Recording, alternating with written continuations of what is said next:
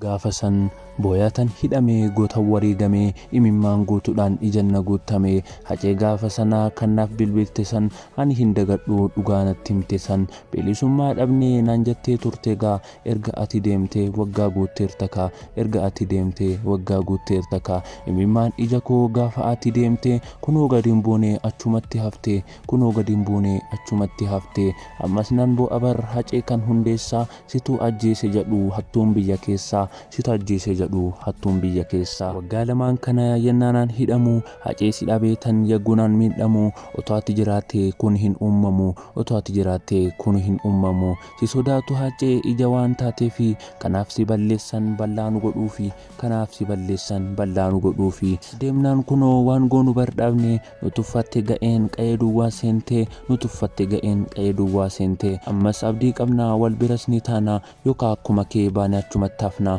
yookaan akkuma kee baanee achumatti hafnaa. Egaa hordoftoota YouTube chaanalii Oromoo Miidiyaa walaloon kun Jawaar irraa artiist Haacaaluu Hundeessaatiif kan barreeffamedha jechuudha. Akka jaallattan abdii qabna viidiyoo kana like gochuun waliin tura. Akkuma beekaman Jawaar Mohammed mana hidhaa keessatti ji'oota hedduu kan tursiisan yoo ta'u mana hidhaa isaanii kana keessatti illee wantoolee baay'ee nama gaddisiisan wantoolee adda addaa hedduu isaan qunnameera jechuudha. Jawaar Mohammed akkuma beekaman haasaa tokko malee ji'oota hedduu akka dabarsan ni beekama jechuudha. Erga mana hidhaa irraa hiikamanii hanga ammaatitti haasawumaatu akka hin goone ni beekama. Walaloo kana garuu nu dhaqqabeera jechuudha toora isaaniitiin. Egaa hordoftoota keenya kana malee Jawaar Mohammed iddoo mana hidhaa keessatti jiranitti wanta baay'een akka isaan qunnamee ture himaniiru jechuudha. Wantoota isaan qunname keessaa inni tokko mana hidhaa sana keessatti haala nama gaddisiisuun ija koo sirriitti na dhukkubeera jedhaniiru jechuudha. Ija isaanii haala hamaa ta'een ija isaanii kan dhukkubeenyaa ta'u ija isaanii kanallee yaalamuuf hospitaala akka deeman gaafatanis yeroo sanitti namoonni iddoo san jiran hundi isaanii hin danda'amu jechuun isaan dhowwanii turaniiru jechuudha. Egaa hordoftoota keenya Jawaar Mohammed illee walaloo isaanii kana keessatti